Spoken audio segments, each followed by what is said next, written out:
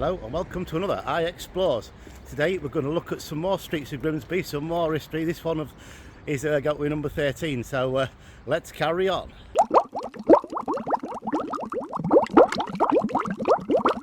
Okay, so we've come down to the River Head again, which is up there.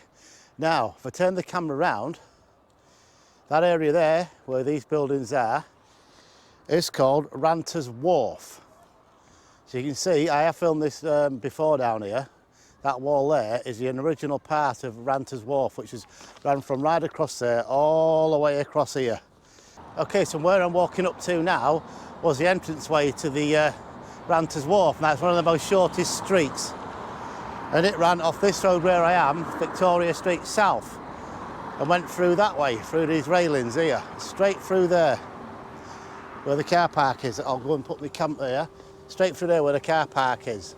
Obviously this building was there because it's the old tram station, but yeah, this is the way you went to it. Okay, so I'm walking up now to Pye White Road, where the famous Peter Dixon's paper mill was.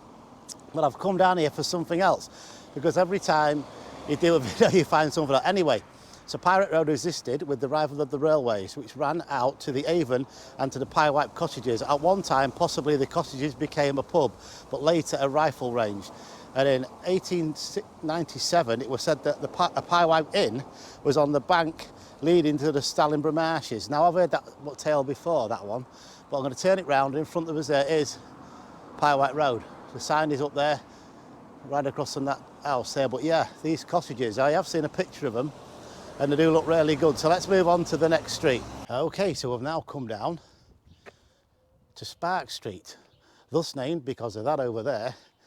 That is where electricity comes in, a substation, obviously.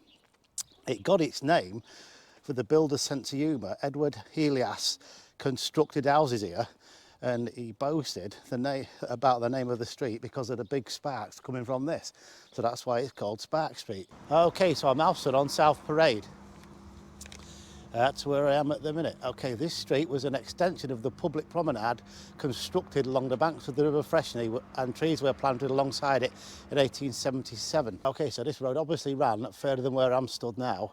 It obviously ran straight through that way. Now, what they mean by the promenade is it ran into the boulevard. Okay, where that is in the Avon. Down there, you know, when the Victorian days used to go for walks, like they do in the Cleethorpes. Prom, this is called the prom, this is called the promenade, where your promenade means walking. So that's what they used to do back then. So, okay, so I'm now coming down onto Chantry Lane. Now, obviously, the lane we're looking for, Moody Lane, does not exist anymore. It existed until 1970, till alterations near the churches. I'll turn the camera around in a minute. It was situated between the east end of Chantry Lane and the south side of the old marketplace, with shops in it. South side in more modern times. John Moody was the mayor in 1830, and Charles Bartholomew Moody was the mayor in 1850 and 1856. So the old street was also known as Rack's Passage. Now, I've seen it on a picture, and I roughly know where that is. I think that's also near the church, but Moody Lane has now moved to on the Pye White estate. You know, the big roundabout near the McDonald's there, that's it, that's where that is now. Okay, so I'm now walking up to the east end of Chantry Lane, where what I read, this where Moody Lane was. So I'm going to turn the camera around. So up there, you can see that flag, that's the church. So somewhere in this area here, that's where it was. And that Rack's Passage, I've seen it on a photo, that's really narrow, I've seen it. There now, so there you go, a lost street. But as you can see, they build nice things on it, yeah, usual car park. All right, anyway, so let's carry on to the next street. Okay, so now come up to Town Hall Square. I'll just turn around there. As you can see, the Town Hall there, Ukrainian flag, Union Jack on top. Now, something I didn't know, but this is the fourth one. Now, I'm going to have to find out where the other three are or when they were built. But this was opened by Queen Victoria in 1854, around a cost of around about £8,000, which, well, you know, in these days, that's probably millions at all we know. But yeah, I never knew that one, so I'm going to have to find out where the other three were. So let's carry on to the next street. Okay, so now I'm stood on New Street in front of what was a Wesleyan chapel built in 1837. This chapel was converted into offices in the 1970s. I'm right in front of it now. It first appeared on a map I found for planning for it in 1801. But there's originally the banks of the Avon which flowed along New Street into Doughty Road, past the old cemetery to the Wesleyan Mill. So this building is supposed to be one of the oldest buildings in town, which is, I'm not going to point it, which is this here. And I have seen this on Google Earth. Here it is.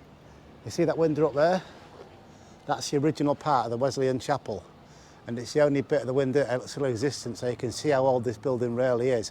I will do a close-up on that with the other camera, but that is totally amazing. It's all this building here, which is now turned into different things. But yeah, look at that. You can see at the back there as well, look. There's something there, look, that probably was a window in that. That's probably was part of it as well, I don't know, but it's definitely attached to it. So there we go, so let's move on. Okay, so we'll come to the end of another video. As you can see, I'm sat in a pub for a change, better than being outside, methinks. So I'd like to thank all my new subscribers and all my viewers for watching my channel. I'll see you next time on the next video. Cheers.